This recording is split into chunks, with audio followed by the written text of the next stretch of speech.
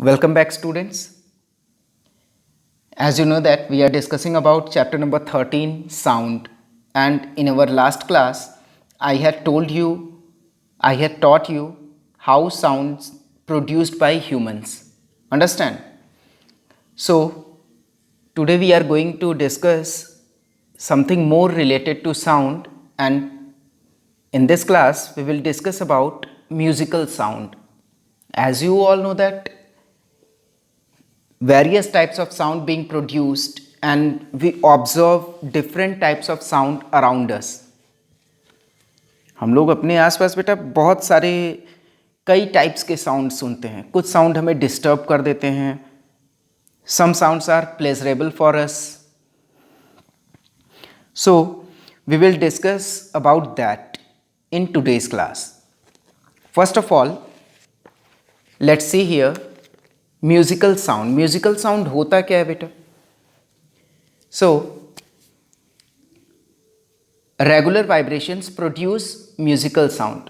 बेटा जो वाइब्रेशंस होते हैं if they are regular it produces musical sound, but if they are irregular it produces noise. ये क्या प्रोड्यूस करेंगे? नॉइस प्रोड्यूस करेंगे. Understand? So sound produced by a sitar is rich as produced by a tuning fork is flat. बेटा आप लोगों ने ये observe किया होगा, और if you have not observed आप ऑब्जर्व करेंगे ड्यूरिंग एक्सपेरिमेंट्स कि जो ट्यूनिंग फॉर्क साउंड प्रोड्यूस करता है ये क्या होता है? ये फ्लैट होता है. बट साउंड प्रोड्यूस्ड बाई अ सितार, सितार से जो साउंड प्रोड्यूस होता है इट इज़ रिच. ऐसा क्यों होता है? It is because a tuning fork जो साउंड प्रोड्यूस करता है, ट्यूनिंग फॉर्क उसकी फ्रीक्वेंसी सिर्फ एक होती है. But in sitar there is harmonics. Sitar में हार्मोनिक्स होता है. तो सितार में हार्मोनिक्स क्यों होता है भाई? बिकॉज जो साउंड हम सितार से सुनते हैं बेटा वो क्या होता है? वो सिर्फ सितार में लगे हुए वायर्स का नहीं होता है.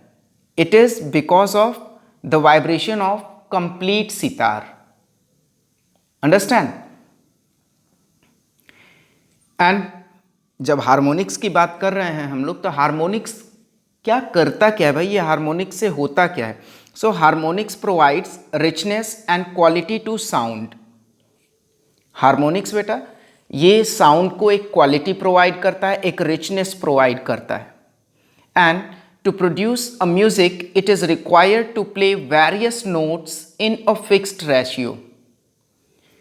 म्यूजिक प्रोड्यूस करने के लिए ये ज़रूरी होता है कि हम डिफरेंट नोट्स जो हैं उनको एक फिक्स रेशियो में प्ले करें. Otherwise it is known to be out of tune. नहीं तो भाई ये क्या कहा जाएगा? आउट ऑफ ट्यून है. आउट ऑफ ट्यून मीन्स आप लोगों ने सुना भी होगा, आप लोगों ने कहा भी होगा किसी को कि भाई ये बहुत ही बेसुरा गाता है. अंडरस्टैंड? तो बेसुरा गाता है इट मीन्स उसने जो भी गा रहा है, the person who is singing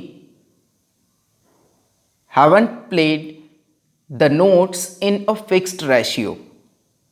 उसने यही मिस्टेक बस की है कि उसने जो नोट्स को प्ले किया है वो किसी फिक्स रेशियो में प्ले नहीं किया है. Got it? नोट्स की बात कर रहे हैं बेटा, तो जो हमारे पास नोट्स होते हैं, so combinedly these notes are called as an octave. इसे हम लोग क्या बोलते हैं? We call it as an octave. हम लोग बोलते हैं बेटा octave. And it consist of 8 notes in a musical scale. यदि म्यूजिकल स्केल की बात की जाए तो म्यूजिकल स्केल में एक ऑक्टेव होता है बेटा जिसमें कि 8 नोट्स होती हैं. Understand? And let's see about Indian musical scale के अकॉर्डिंग क्या है? हमारे पास जो 8 नोट्स हैं बेटा दे आर सा, रे, गा, मा, पा, धा, नी, सा. अंडरस्टैंड? ये 8 नोट्स हैं. As well as I had also shown you about the western notes. There are 8 notes in western musical scale. Got it?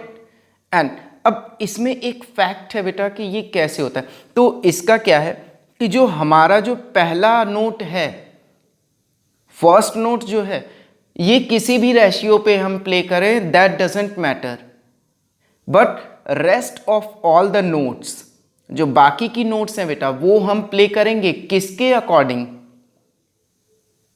According to the first one.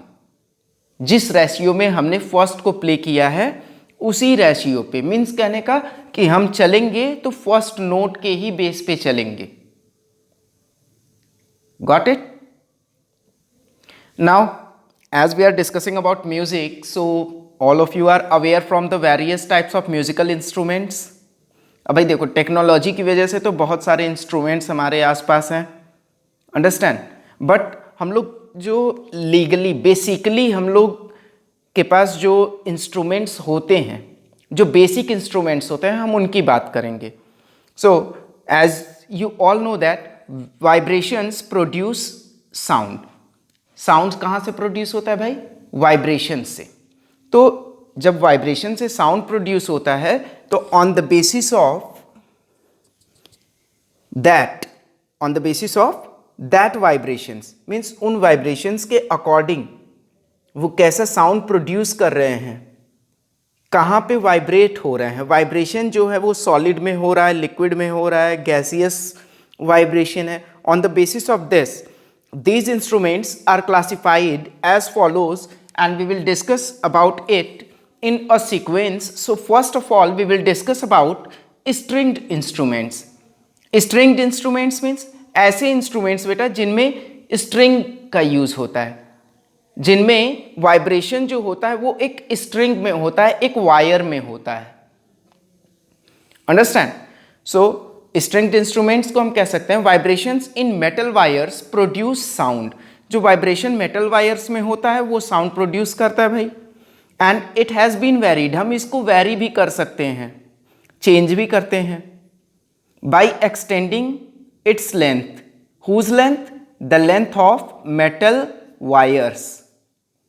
Understand? Shorter the wire, higher the pitch. Wire जितना short होगा बेटा, pitch उतनी ही ज़्यादा होगी। And some examples of stringed instruments are sitar, guitar, violin, sarod, etcetera. Next one is about wind instrument. Wind instrument, so भाई हम लोग जानते हैं कि जो वाइब्रेशंस होते हैं, जो साउंड प्रोडक्शन होता है, it also occurs in gases, in air. So wind instruments basically works on the principle of vibrations in air column, and it can be varied by changing the length of air column.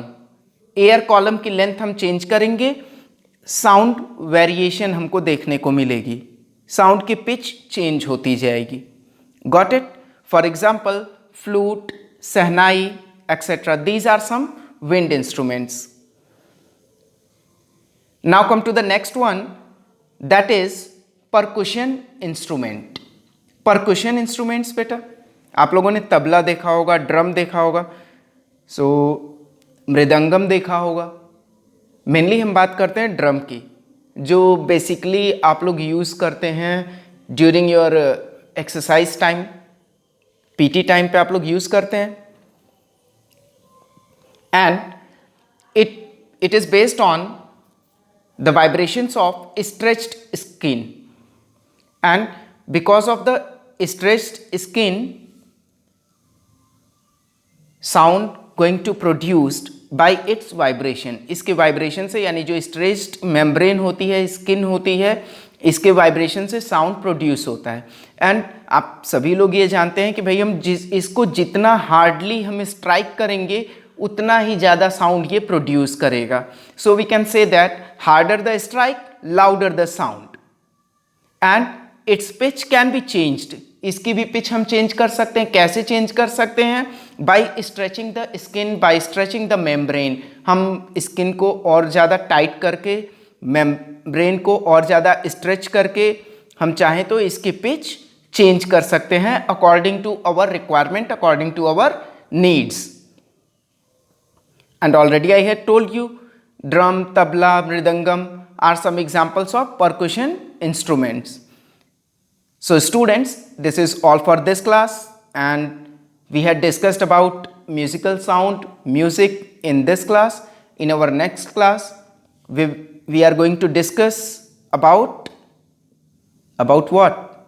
About noise, and also we will discuss how noise pollution is being produced and how we can control it. Got it? So this is all for today's class.